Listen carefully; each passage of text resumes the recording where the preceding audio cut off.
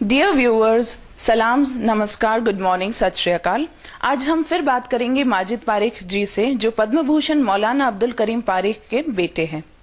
इनसे unity in diversity यानी कि अनेकता में एकता, जिसकी आज भारत में बड़ी जरूरत दिखाई दे रही है, उसके बारे में बात करते हैं।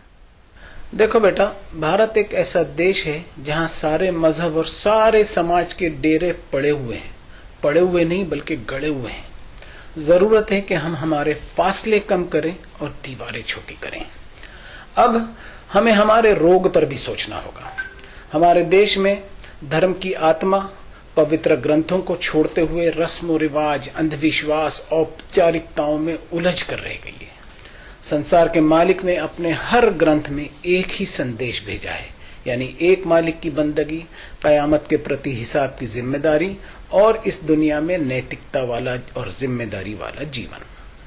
इस संसार के मालिक ने समूची इंसानियत को एक ही सेल से पैदा किया, जिसके बारे में उपनिषद में मिलता है वसुधैव कुटुंबकम, यानी ये दुनिया एक ही फैमिली है। और आपको आश्चर्य होगा बेटा कि यही बात कुरान ने भी कही, व इन्ना हाज़िही उम्मतुकुम उम्मतम वाहिदा व अना रब्बुकुम फत्तकून। ए मानव जाति, ये इंसानी समुदाय एक ही जाति है और मैं तुम्हारा एक अकेला पालनहार हूं, सो मुझसे सचेत रहते हुए अपना जीवन गुजारना। जब सारी इंसानियत एक ही है तो इतने सारे डिफरेंसेस क्यों हैं, ये बहुत बड़ा सवाल है, जिसका जवाब पवित्र ग्रंथों में हमें मिलता है। वमख्तलफ़ फ़ीहि इल्लल्लज़ीना ऊतूहु मिन बाद मा जाअतहुमुल बय्यिनातु बग़यम बैनहुम। मालिक का संदेश आने के बाद इंसानों ने भेदभाव शुरू कर दिए, जबकि सच्चाई के सारे प्रमाण उनके पास पैगंबरों के जरिए भेज दिए गए थे। और ये सब उन्होंने आपसी हसद, म्यूचुअल जेलसी और अपने अहंकार के कारण किया। इस आयत में संसार के मालिक ने कहा है कि इंसानियत को बगैर किसी डिफरेंस के एक ही समझना होगा और अपने अहंकार को, अपने ईगो को कुचल कर रखना होगा, जिसके लिए हमें धार्मिक भेदभाव को परे रखते हुए इंसानियत को सर्वप्रथम बनाना होगा। ह्यूमन वैल्यूज और मानव अधिकार को हमारा मिशन बनाना होगा। पवित्र ग्रंथों में अल रहमान अल रहीम यानी अत्यंत दयालु और कृपालु, इन परिभाषाओं से ईश्वर का परिचय दिया जाता है। यानी जब तक किसी भी धर्म में इंसानियत सर्वप्रथम नहीं होगी, दया करुणा नहीं होगी, वो धर्म हकीकत में धर्म हो ही नहीं सकता। इस दुनिया की लगभग 7 बिलियन की आबादी में तकरीबन 2 बिलियन मुस्लिम हैं, और लगभग सारे मुस्लिम सिर्फ इस वजह से ही मुस्लिम हैं कि वो मुस्लिम घराने में पैदा हो गए। और यही बात सारे धर्म के मानने वालों में भी है, जिसकी वजह से इंसानियत में धार्मिक अभिमान और धार्मिक उन्माद का वातावरण फैलता चला जा रहा है।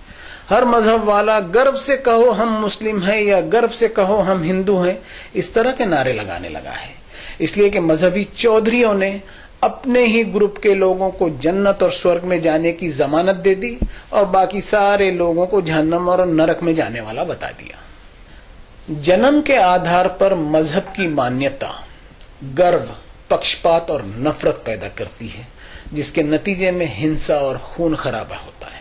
पवित्र ग्रंथों में कहा गया है कि फतक़त्तऊ अम्रहुम बैनहुम ज़ुबुरा कुल्लु हिज़्बिम बिमा लदैहिम फ़रिहून। लोग अपने खुद के सिद्धांत बनाते हुए गुटों में बट गए और हर गुट अपने धार्मिक अहंकार में जी रहा है। ऐसा लगता है कि हर एक ने अपने पासपोर्ट पर जन्नत और स्वर्ग का वीजा लगा लिया है और कयामत के हिसाब की किसी को कोई परवाह नहीं। बेटा, ये दुनिया एक इम्तिहान की जगह है और अभी नतीजा आना बाकी है, और हम में खानदानी धर्म पर ही गर्व और अभिमान आ गया। प्राउड टू बी अ मुस्लिम या गर्व से कहो हम हिंदू हैं की जगह ऐसा वातावरण क्यों नहीं आता कि मुस्लिम होने पर मुझ में नरमी आए या हिंदू होने पर मुझ में विनम्रता आए।